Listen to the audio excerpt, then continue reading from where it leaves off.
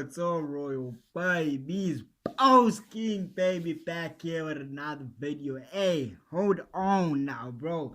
Let's talk about the Super League, right? I know it's like it happened last year, April, which means it's an old topic, right? So we had these teams at Arsenal, Madrid, Milan, Man United, Tottenham, Chelsea, Barcelona. I hate this team. Juventus, I guess.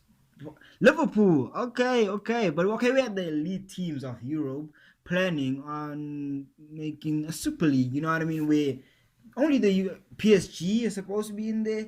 Where only the elite teams are in there. You know what I mean? Bayern Munich. Or it was gonna be. Let me tell you something. Business-wise, it is a fantastic idea, right? It is a fantastic idea. If it happens, it will happen at some point. I'm not really sure when, but at some point it's gonna happen. You know what I mean? This would bring so much money in. It would just make these clubs super rich. It would I don't know, man. It would be the only thing that consumes people's minds. You know what I mean? Because nowadays football is no longer about what it was back then, about the competitiveness. Now, right nowadays, we just want to see Messi versus Ronaldo. We want to see Haaland versus Mbappe. We want to see Haaland and Mbappe in the same team. We want to see Neymar versus De Bruyne or whoever. You know what I mean? That's what we want to see nowadays. It's just what it is. You cannot complain. But what this did is it took away the chance for other small clubs to develop, for them to shine. You know what I mean? So, hey, I understand the hate that came onto this, but business-wise, it was a very fantastic idea, which did not work out. I feel like it will at some point come back. But hey, let's just get into the video. Right here in the video, we got what is the African Super League explained. Hey, let's just get into the video. Before we get into the video, make sure you hit that subscribe button, join the Royal Babies, because I am royal, you are royal. And yeah, let's go. This was a great idea, business-wise, but not football-wise, not cultural-wise. You know what I mean? But hey, let's just get into it. In April 2021, the European Super League was announced, sparking outrage among players, coaches and pundits, and protests from fans, falling flat on its face within 72 hours after 9 of its 12 founding clubs withdrew from the project. Hey. But just 7 months later, at the General Assembly of the Confederation of African Football, also known as CAF, all 54 member associations voted to give the organisation's executive committee permission to move forward with plans for a very similar competition. But who is behind it, how would it work, and could it actually be a good idea, or is it doomed to fail like its European cousin? On today's EFD I doubt it's not gonna fail. Explained, we're going to find out. We need rich clubs. We need to get richer clubs. So. Unlike the European Super League project, which was orchestrated by the owners of the continent's biggest clubs, the idea for an African Super League initially came from outside the continent entirely, and specifically FIFA President Gianni Infantino. And it seems that it is part of a wider effort by the world governing body's head honcho to revamp the continent's footballing landscape.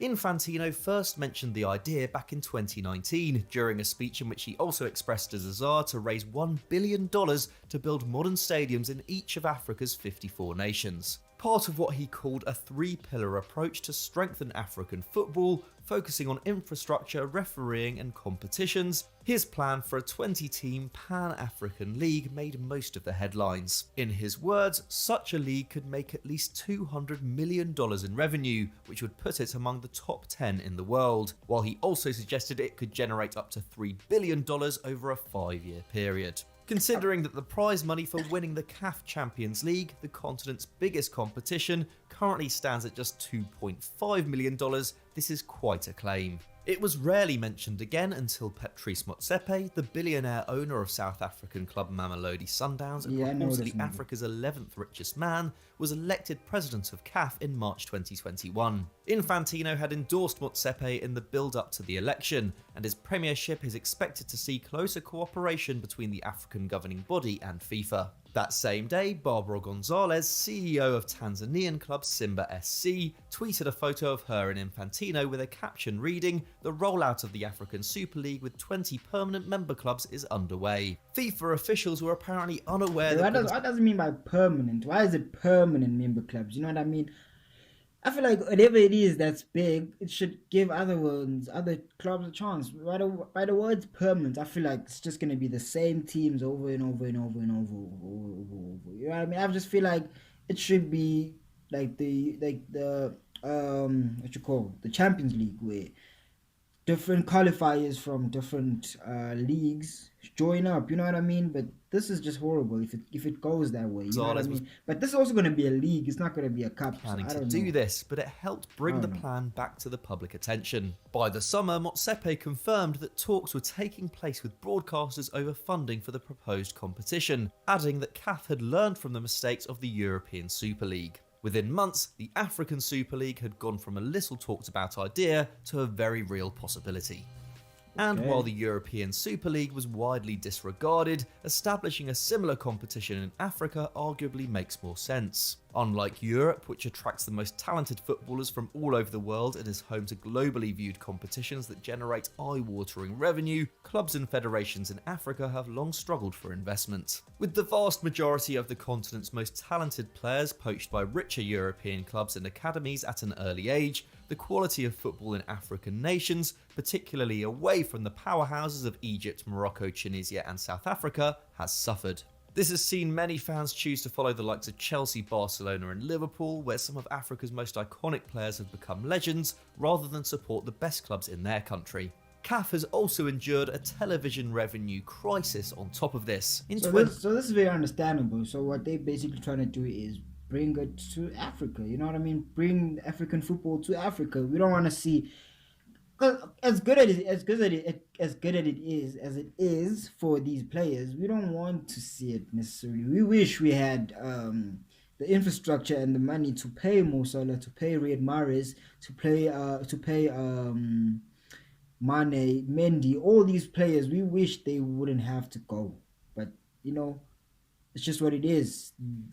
Europe's got better opportunities for them, but like, you know, that's why this is happening, to bring them back. You know what I mean? To make sure that players like them wanna come here and even wanna play here, because they're already at home. They don't have to come here. They're already here. You know what I mean? We want to make sure that they want to play here, and we want to make sure that some European players be like, hey, you know, let me go play for Kaizer Chiefs. Let me go play for what's that Egyptian team. That's other 2019, Egyptian team. they I forgot scrapped a the name, but it was 12-year deal fire. with international media agency Lagardère, which was worth a reported $1 billion and had been signed just 4 years earlier for the rights to competitions including the Africa Cup of Nations and CAF Champions League, following an investigation into alleged breaches of anti-competition rules. This resulted in Lagardère mounting a legal battle against the governing body, citing the move as unlawful, unreasonable and unjustified, leading several broadcasters to stop televising CAF content altogether.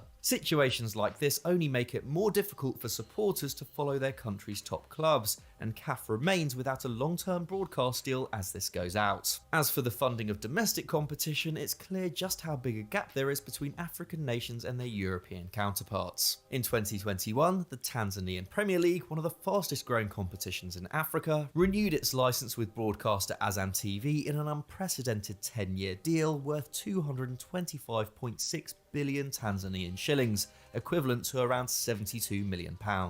For context, the Dutch Eredivisie, which takes place in a country with less than a third of the population of Tanzania, generates around £67 million in television revenue in a single season.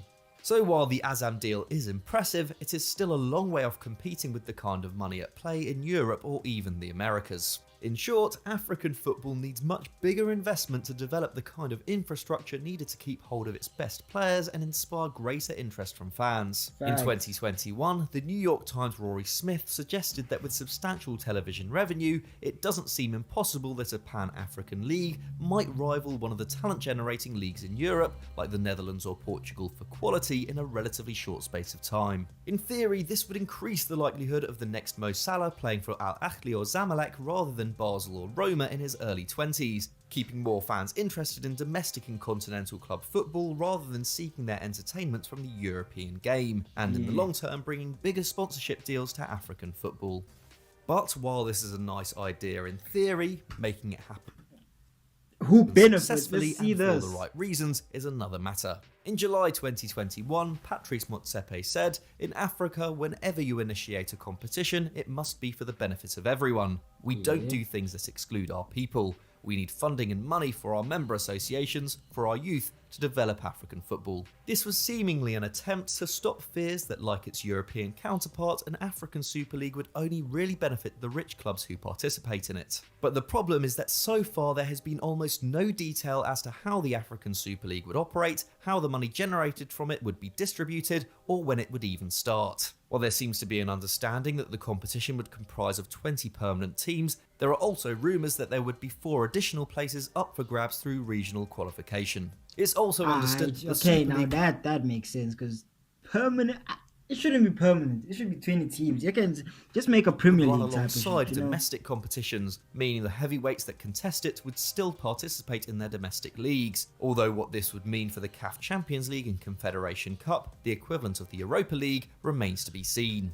Furthermore, hosting such a competition in the world's second largest continent would be challenging to say the least. Clubs playing in Africa's current continental tournaments already struggle with the extensive travel, with Algerian journalist Maher Mazahi telling Forbes in 2020 that CAF Champions League preliminary round fixtures can cost clubs up to $50,000 in airfares alone, while flights between Cairo and Cape Town, for example, generally take at least 12 hours. Requiring clubs to make such trips with more frequency would hardly be beneficial for their domestic campaigns, and expecting fans to do the same would be ludicrous. Not to mention the logistics of putting together a fixture list which takes into account the rainy seasons of countries close to the equator. And while lucrative television money would await participants, there are very legitimate fears that the many clubs excluded from the competition would suffer, with young prospects being swallowed up with greater efficiency by increasingly powerful Super League outfits, historic rivalries being downgraded in light of cross-national ones and driving fans away from their local clubs as a result, while at least 34 nations wouldn't even have a club in the competition. What's more, clubs will reportedly have to pay 34. Okay, hold on. How many countries we have in this shit, bro? Africa's huge, bro. Like, it's too big, you know? What the fuck is that?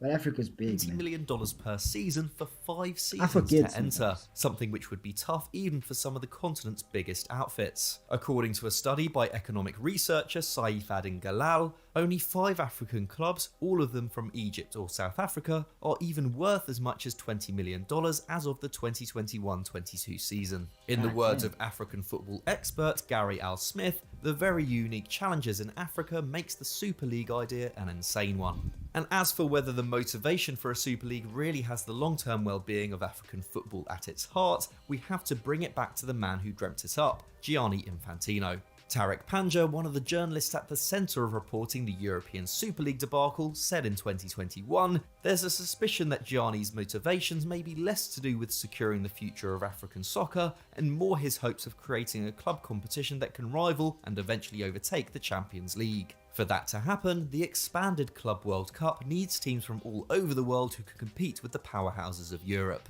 And with the World Cup being expanded to 48 teams from 2026, having more competitive African national sides is also in FIFA's interests." Investing in African football has clearly become a priority for Infantino, with Motsepe stating that while the continent's football associations received a total of $27 million from FIFA in the 12 months before his election, they will now be granted $94 million per year. And this increased investment has also been coupled with what appears to be greater influence. In March 2021, shortly after the Infantino-backed Motsepe was elected CAF president, Veron Mosengo Omba, who had studied law with the FIFA president at university, left his post at FIFA to become the general secretary at CAF. And as well as voting in favour of the African Super League at the last General Assembly, the 54 CAF member associations also voted unanimously in support of a biennial World Cup, an initiative which has been enthusiastically pushed by Infantino and Arsene Wenger over the last 12 months, but has been met with opposition by UEFA and CONMEBOL. Making it work for Africa, which already has the AFCON every 2 years and would have even more fixture congestion with a Super League, would arguably be even more problematic than for Europe and South America. By December, Infantino was also recommending the AFCON be moved to the autumn, and has previously suggested it should be hosted every 4 years instead. So while a Super League promises a level of wealth and viewership never seen before in African football, it also presents the kind of problems that saw its European equivalent greeted with such anger.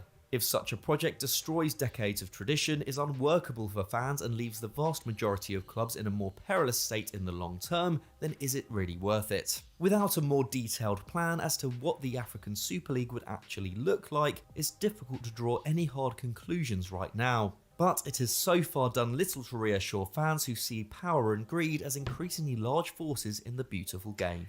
To be honest, I do want to see something like this. I want to see African football develop. You know what I mean?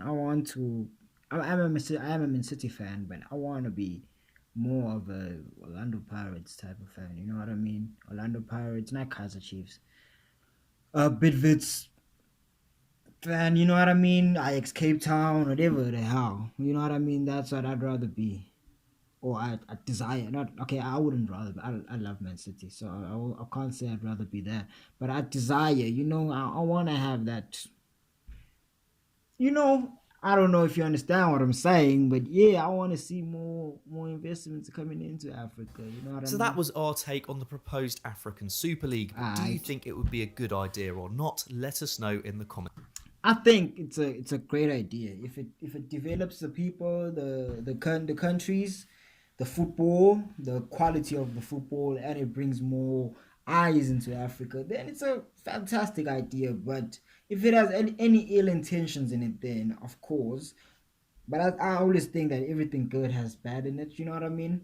So even if it's something bad, it has good in it. So even if I see the European Super Cup or Super League, whatever the hell it's called, as a bad thing, it has some good in it. You know, competing just all the best players in the world.